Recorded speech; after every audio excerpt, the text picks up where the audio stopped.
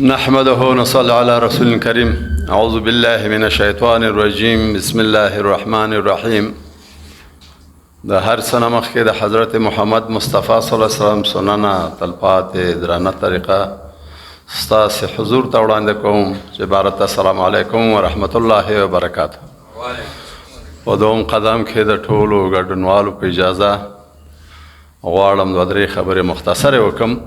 دا چې غم شریک صاحب څه خبرې وکړې او نور ورونو وکړلې د صدیق الله رښتین د ادب او شعر د علم په باره کې دا کافي دي ټولو ته.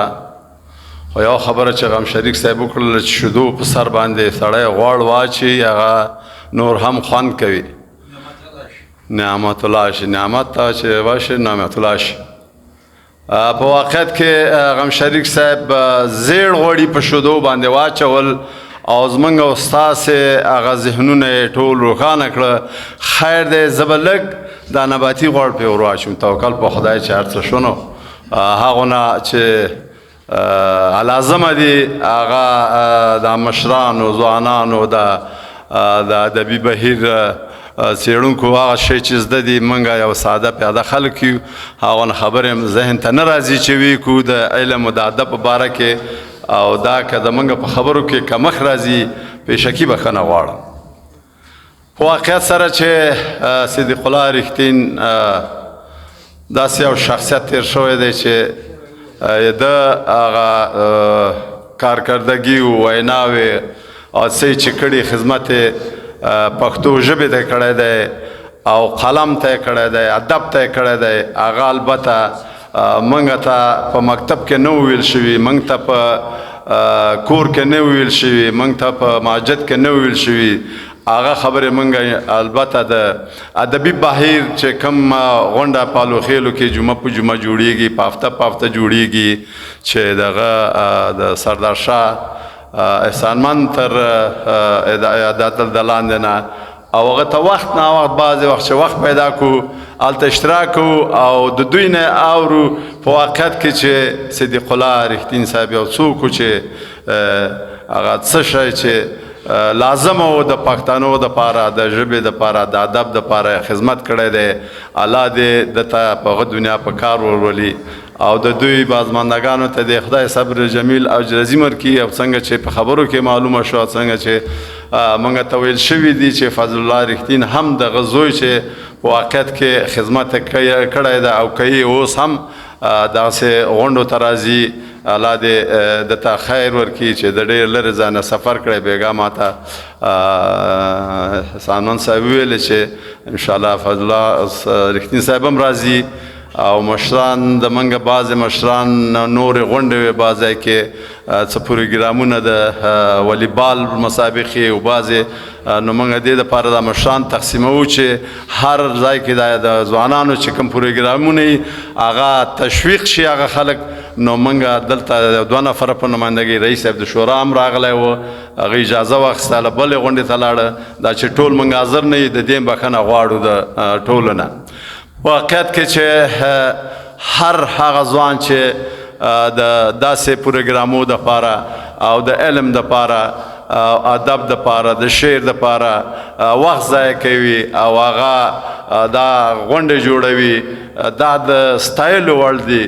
او موږ وخت نه وخت خپله په موږ البته د ادبي بهیر د نمایندګانو سره تعهد کړی دی چې موږ به انشاءالله د خپلې وسې پورې چې څه په وسه کې توان کې او ستاسې ته به وخت نه وخت راځو انشاءالله په دا پروګرامو کې د سره اشتراک کوو او موږ مطابق چې څه خدمت یې هغه انشاءالله دریغ نه کړی نه به یې کوو. په واقعیت کې چې هر سړی خپل هغه ژوند ته یا خپل هغه ځوانانو ته او خپل د منطقې خلکو ته خدمت کوي هغه د ستایلو وړ ده. بیا هم یعنې دې دپاره چې خبرې ډېرې نه شي د ما نه که څومره د رښتین صاحب په باره کې خبرې وکړو لا هم به کمې وي. الله دې موږ او تاسې ټولو ته توفیق راکړي، خصوصا د ځوانانو ته موږ نه خو خبره تلې ده. نو الحمدلله داسې سپین ږیري هم لرو لکه غم شریک صاحب چې هغه اوس هم الحمدلله هغه ذهن او فکر او شعر او ادب یې ټول الحمدلله ښه فعاله ده. نور هم دته عمر دراز غواړو، خدای دې د په علم کې په ادبو کې په شعر کې نورم طاقت ورکړي او قوت دې ورکړي. خدای پاک وکړي چې د دغه کومو خبرې چې موږ تاسو ته وکړلې او کوم شعر چې راته ویلې د دې نه شی زده کړي وي او دې ته په مزغو کې ځای ورکړو. دا شعر او ادب په دې معنا نه ده که یو څوک راشي او قصې وکړي او خبره وکړي او شعر او ادب یې واوري، دې نه باید خلک معنا واخلي، ذهن کې کار واخلي. ته نه اوس ورته هم چاک هم کو، اوس ورته هر څه وایي، خو که پس ته بیا څوک رانه پوښتنه وکړي چې مثال غم شریف صاحب څه ویلې یا بل ورور چې جیګ شو د علم ادب په باره کې څه ویلې، بیا به هم په یاد نه وي. خدای دغسې ذهنونه موږ تاسې ته نه راکړي.